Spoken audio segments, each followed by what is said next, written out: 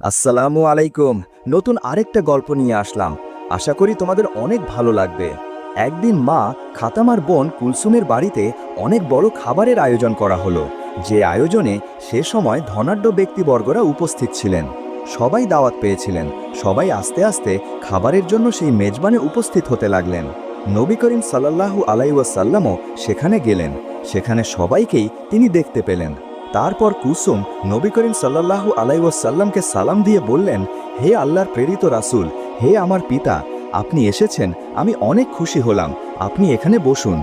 আমরা অনেকেই জানি, আবার অনেকেই জানি না, কুলসুম ছিলেন ধন সম্পত্তির দিক থেকে অনেকটাই স্বাবলম্বী। পক্ষান্তরে মা ফাতেমা ছিলেন অত্যন্ত গরিব। কিন্তু অত্যন্ত গরিব হলেও তিনি দিন প্রচার এবং ঈমান আমলের দিক থেকে ছিলেন অটল। কেনই বা থাকবেন না? মা ফাতেমা হলেন জান্নাতের সর্দারনী। তিনি জান্নাত ওর ফেরদৌসে সকল জান্নাতের নারীদের সর্দারনী হবে। কুলসুমের বাড়িতে বিভিন্ন রকমের খাবারের আয়োজন হতে লাগলো।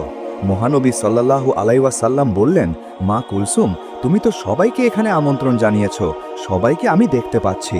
শহরের বিভিন্ন লোক এখানে এসেছে তোমার মেজবানে অংশগ্রহণ করার জন্য। সবাই নিশ্চয়ই ভালো মন্দ খাবার খেয়ে এখান থেকে যাবে। নিঃসন্দেহে অনেক সুন্দর এবং ভালো একটি আয়োজন করেছ তুমি, মা কুলসুম। তুমি কাকে কাকে এখানে আমন্ত্রণ জানিয়েছ? কুলসুম বললেন, হ্যাঁ আমার পিতা, হে আল্লাহর রাসূল, আমি আমার মেজবানে এই শহরের ধনাঢ্য সবাইকে আমন্ত্রণ জানিয়েছি। আব্বা যান, শহরের সকল পণ্ডিত জ্ঞানীদের এখানে আমন্ত্রণ জানিয়েছি। নবী করিম সাল্লাল্লাহু আলাইহি ওয়াসাল্লাম বললেন, তুমি সবাইকে এখানে আমন্ত্রণ করেছ, কিন্তু একজনকে তুমি আমন্ত্রণ করনি। বলছো? তখন বললেন, কে বাবা, কাকে আমি আমন্ত্রণ করিনি? নবী করিম সাল্লাল্লাহু আলাইহি ওয়াসাল্লাম বললেন, সেটা তো তোমার অজানা হবার কথা নয়। সে তোমার রক্তের সম্পর্ক, তোমার আপন বোন ফাতেমা। কুলসুম একটু চুপ হয়ে রইলেন। ফাতেমাকে এসে ইচ্ছা করে আমন্ত্রণ করেনি, কারণ ফাতেমা ছিল অনেকটাই গরিব। আশা ভালো ছিল না। কুলসুম ভেবেছিল ফাতেমা যদি এই অনুষ্ঠানে আসে তাহলে তার মান সম্মানহানি ঘটবে, তাই তিনি তাকে আমন্ত্রণও করেননি। এদিকে কুলসুম যখন অনেক বড় মেজবানের আয়োজন করল, ভালো ভালো কোরমা পোলাওয়ের আয়োজন করল, মা ফাতেমারই আপন বোন কুলসুম শহরের সবাইকে আমন্ত্রণ করে খাওয়াচ্ছেন, তখন পক্ষান্তরে এক বেলা খেতেও পারছিল না মা ফাতেমা এবং তার দুজন সন্তান হাসান ও হোসেন ক্ষুধার জ্বালায় কাতরাচ্ছিল। তারা বলছিল, মা, আমাদের খুবই ক্ষুধা লেগেছে, আমরা আর ক্ষুধার জ্বালা সহ্য করতে পারছি না, তুমি আমাদেরকে কিছু খাবার দাও মা। মা ফাতেমার চোখ থেকে অঝোর থালায় পানি ছড়ছিলেন এবং তিনি আল্লাহর কাছে বলছিলেন, হে আল্লাহ, আমার ঘরে তো কোনো খাবার নেই, কোনো দিনহামু নেই। এই মাসুম বাচ্চার মুখে আমি কি তুলে দেব? এখন আমি না হয় ক্ষুধার জ্বালায় সহ্য করতে পারছি, কিন্তু এই মাসুম বাচ্চা দুই ক্ষুধার জ্বালা সহ্য করতে পারছে না। মা ফাতেমার কান্নায় আল্লাহর আরশ কেঁপে উঠল। হায় আল্লাহ, আপন বোনের বাসায় কোনো খাবার নেই, হাসান হোসেন এক বেলা ক্ষুধার জ্বালায় কাতরাচ্ছে।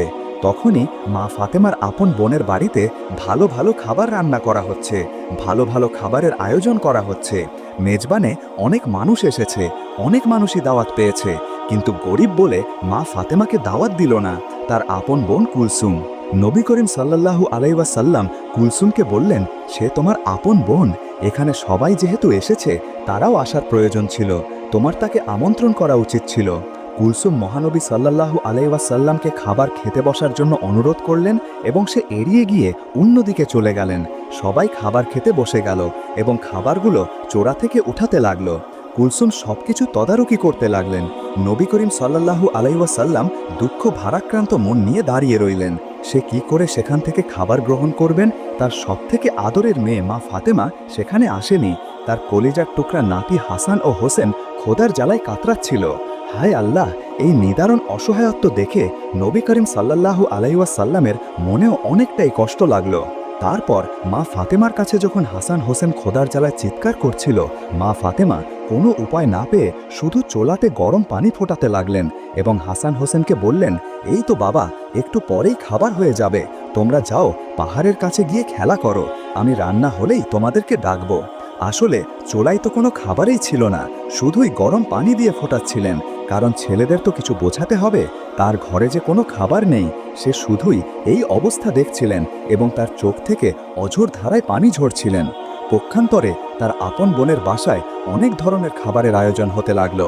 যখন কুলসুম সবাইকে খাবারের জন্য পাত্রের কাছে গেলেন, তিনি সেই ঘটনা দেখে অবাক হয়ে রইলেন, কারণ তিনি যখন খাবারের পাত্রের কাছে গিয়ে খাবারের ঢাকনা একে একে উপরে তুললেন, তিনি দেখলেন রান্না করা সকল ভালো ভালো খাবার, পোলাও, কর্মা, মাংস সব কিছু পাথর হয়ে গিয়েছে।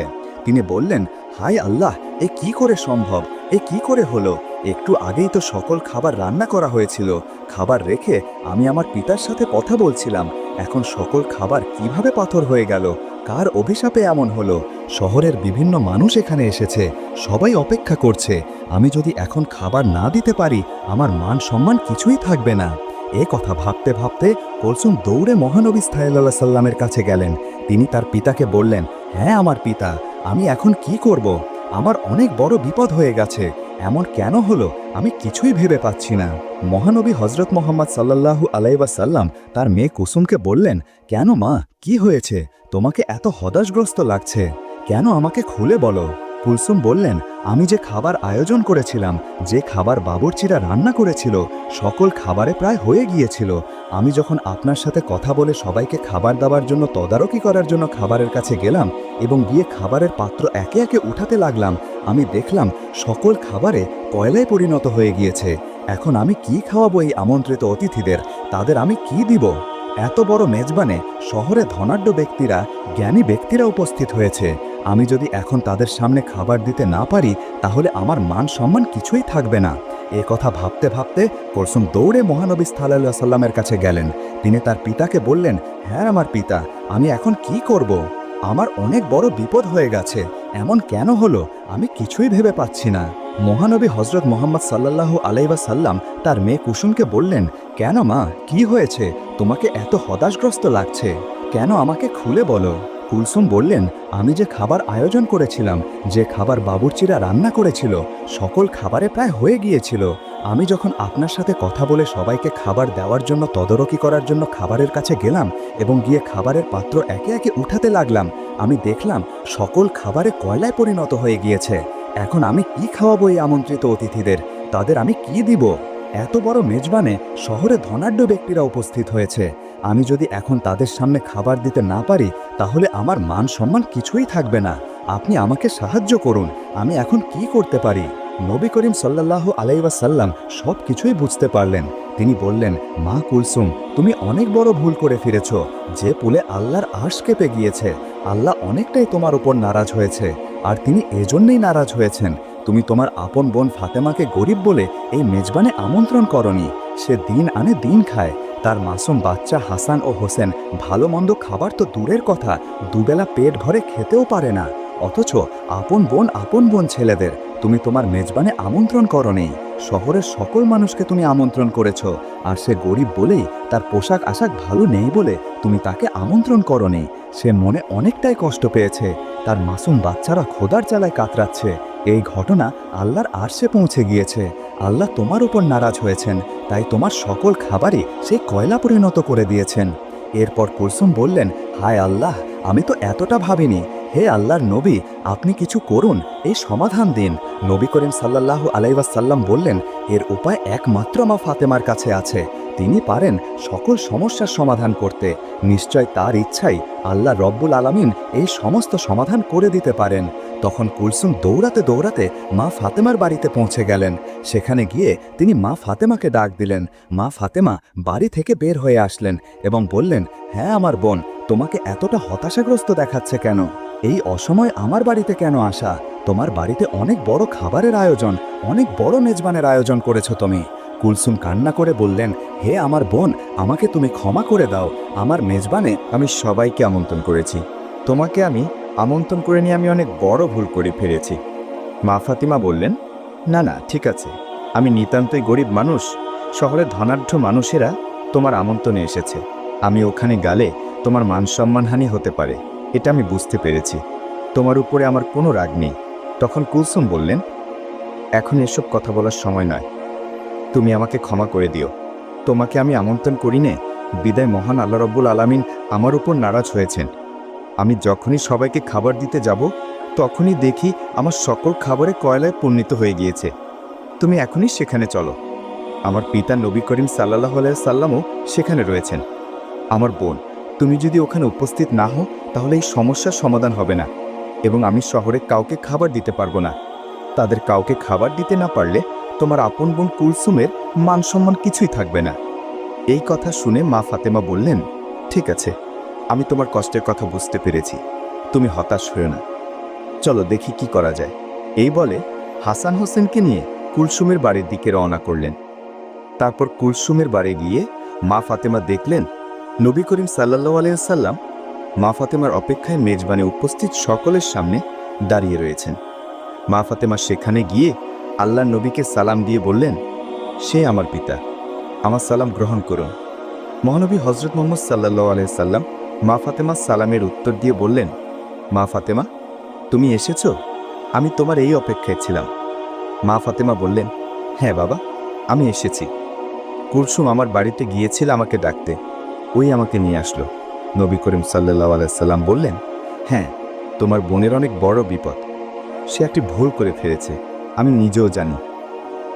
তার এই কাজটি করা ঠিক হয়নি। মহান আল্লাহ রাব্বুল আলামিন তোমার কষ্টে তিনিও ব্যথিত হয়েছেন। তোমার বোন কুলসুম একটি ভুল করে ফেলেছে, সে তোমাকে আমন্ত্রণ করেনি, সে অহংকারের বশে একটি পাপ করে ফেলেছে। আল্লাহ রাব্বুল আলামিন তোমার দুঃখ কষ্ট দেখে তিনিও নারাজ হয়েছেন। আজকের এই মেজবানি শহরের গণ্যমান্য ব্যক্তিরা উপস্থিত হয়েছে। তোমার বোনের এখানে তারা আজকে দুপুরে আহার গ্রহণ করবে, কিন্তু তারা কি করে খাবে? মেজবানের জন্য যে সকল খাবার রান্না করা হয়েছিল সেই সকল খাবার কয়লায় পরিণত হয়ে গিয়েছে। এ কথা শুনে মা ফাতেমা অবাক হয়ে বললেন, আমি তো আমার বোনকে কখনই অভিশাপ দিইনি, এমনটি কেন হলো? মহানবী হজরত মুহাম্মদ সাল্লাল্লাহু আলাইহি সাল্লাম বললেন, মা ফাতেমা, তুমি অভিশাপ দাওনি, অভিশাপের প্রয়োজনও পড়েনি, কিন্তু হাসান হোসেনের খোদার যন্ত্রণা হিসেবে তোমার আহাজারি আল্লাহ রাব্বুল আলামিনের আরশকেও কাঁপিয়ে দিয়েছে। তাই এই মেজবানে যে সকল খাবার রান্না করা হয়েছিল তার হুকুমের সকল খাবারই কয়লা হয়ে গিয়েছে। এখন তোমার বোন অনেকটাই চিন্তায় পড়ে গেছে যে এত সব আমন্ত্রিত অতিথিদের যদি সে খাবার দিতে না পারে তাহলে তার মান সম্মান কিছুই থাকবে না। মা ফাতেমা বললেন, হে আল্লাহর প্রেরিত রাসূল, হে আমার পিতা, আমার এখন কি করণীয় রয়েছে? নবী করিম সাল্লাল্লাহু আলাইহি সাল্লাম বললেন, তুমি যদি মন থেকে কুলসুমকে ক্ষমা করো এবং আল্লাহর দরবারে দোয়া করো, হয়তোবা আল্লাহ সমাধান করে দেবেন। তখন মা ফাতেমা বললেন, ঠিক আছে বাবা, আমি যাচ্ছি। এই বলে যেখানে খাবার রান্না করা হচ্ছিল, যেখানে সকল খাবার কয়লা হয়ে গিয়েছিল, কুলসুমকে নিয়ে সেই জায়গায় গেলেন। আল্লাহর নাম নিয়ে বিসমিল্লাহ বলে সকল খাবারের পাত্র কাপড় দিয়ে ঢেকে দিলেন এবং আল্লাহর দরবারে দোয়া করলেন এবং কুলসুমকে বললেন, নে বোন, তুমি আমন্ত্রিত সকলকে এ খাবার পরিবেশন করো। কুলসুম মা ফাতেমাকে ধন্যবাদ দিয়ে বলল, তুমি আমাকে মাফ করে দাও, অহংকারের বশে অর্থ সম্পদের লোভে আমি অন্ধ হয়ে গিয়েছিলাম। প্রিয় দর্শক, রাসূলুল্লাহ সাল্লাল্লাহু আলাইহি ওয়াসাল্লাম বলেছেন, যার অন্তরে একটি সরিষা দানা পরিমাণ অহংকার থাকবে সে জান্নাতে প্রবেশ করতে পারবে না। সহিহ মুসলিম। তাই অহংকার নয়, বিনয় হলো একজন মুমিনের গুণ। আল্লাহ রাব্বুল আলামিন আমাদের সবাইকে অহংকার থেকে দূরে থাকার তৌফিক দান করুক, আমিন। তারপর মা ফাতেমা ও কুলসুম নবী করিম সাল্লাল্লাহু আলাইহি সাল্লামের কাছে আসলেন। নবী করিম সাল্লাল্লাহু আলাইহি সাল্লাম মা ফাতেমাকে ধন্যবাদ দিয়ে আল্লাহর দরবারে শুকরিয়া আদায় করলেন। প্রিয় দর্শক, কুলসুমের মেজবানের এই ঘটনাটি ইসলামিক অনেক বইতেই উল্লেখ রয়েছে। অনুরূপভাবে আরেক দিনের ঘটনা, একদিন ফাতেমা রাদিয়াল্লাহু তাআলা আনহা এমন দুর্বল হয়ে পড়েছিলেন যে তিনি বিছানা থেকে উঠতে পারছিলেন না। এই ঘটনা হযরত মুহাম্মদ সাল্লাল্লাহু আলাইহি ওয়াসাল্লামের কাছে পৌঁছালে নবী করিম সাল্লাল্লাহু আলাইহি ওয়াসাল্লাম ফাতেমাকে দেখার জন্য তার বাড়িতে তাশরীফ আনলেন। নবী করিম সাল্লাল্লাহু আলাইহি ওয়াসাল্লাম ফাতেমার দরজায় উপস্থিত হয়ে ফাতেমাকে ডাকতে লাগলেন, কিন্তু ভিতর থেকে কোনো আওয়াজ আসছিল না। বিশ্বনবী আবারও ডাকলেন, ভেতর থেকে কোনো আওয়াজ আসছে না। তিনবারের মাথায় বিশ্বনবী ফাতেমাকে উদ্দেশ্য করে আবারও ডাকলেন। তখন ভিতর থেকে হযরত ফাতেমা রাদিয়াল্লাহু তাআলা আনহা জবাব দিলেন, আব্বা গো, আমি কেমন করে দরজা খুলব? আমার গায়ে একটি ছোট চাদর, পায়ের দিক থাকলে মাথার দিক খালি হয়ে যায়, আর মাথার দিক ঢাকলে পায়ের দিক খালি হয়ে যায়। তখন বিশ্বনবী দরজার বাহির থেকে তার মাথার রুমালটা নিয়ে দরজার ফাঁক দিয়ে ভেতরে দিয়ে ফাতেমাকে বললেন, মা, আমার রুমালটা মাথার দিক দিয়ে দাও। তখন ফাতেমা রাদিয়াল্লাহু তাআলা আনহা রুমালটা তার মাথায় দিয়ে দরজা খুলে দিলেন। তখন বিশ্বনবী ঘরের ভেতরে ঢুকে দেখতে পেলেন ফাতেমার চোখ মুখ মলিন হয়ে আছে। তখন বিশ্বনবী ফাতেমাকে বললেন, মা, তোমায় কি অসুখ হয়েছে? ফাতেমা রাদিয়াল্লাহু তাআলা আনহা তখন বিশ্বনবীকে বললেন, আব্বা যান কয়েকদিন যাবৎ উপোস থাকতে থাকতে ক্ষুধার চালায় মাথা ব্যথায় দুর্বল হয়ে গিয়েছি। এটা শুনেই হযরত ফাতেমা রাদিয়াল্লাহু তাআলা আনহাকে বিশ্বনবী বললেন, আমিও আজ 3 দিন যাবৎ উপবাসী, অথচ আমি আল্লাহর নিকট তোমার চেয়ে অধিক প্রিয়। আমি চাইলে তিনি দুনিয়ার সব থেকে ভালো খাবার আমাকে খাওয়াতেন, কিন্তু আমি দুনিয়ার উপর আখিরাতকে প্রাধান্য দিয়েছি। তখন নবী করিম সাল্লাল্লাহু আলাইহি ওয়াসাল্লাম ফাতেমাকে বললেন, হে মা ফাতেমা, ধৈর্য ধরো, নিশ্চয়ই সুসংবাদ রয়েছে। আল্লাহর শপথ করে বলছি, বেহেশতের তুমি হবে রমণী কুলের সবার সর্দারনী, বেহেশতের চাবি থাকবে তোমার হাতে। বিশ্বনবীর মুখে এমন কথা শুনে হযরত ফাতেমা রাদিয়াল্লাহু তাআলা আনহা একেবারে চমকে উঠলেন। তিনি বিশ্বনবীকে বললেন, আব্বাজান, তাহলে বিবি মরিয়ম এবং বিবি আসিয়া কি হবে? তখন নবীজি বললেন, মা, বিবি মরিয়ম তার সময়কালের সকল মহিলাদের সর্দারনী এবং বিবি আসিয়াও তার সময়কালের সকল মহিলাদের সর্দারনী। আর তুমি হলে এখন থেকে কিয়ামতের আগ পর্যন্ত যত মহিলা আছেন সকলেই সর্দারনী হিসেবে তুমি বেহেশতে থাকবে। সুবহানাল্লাহ।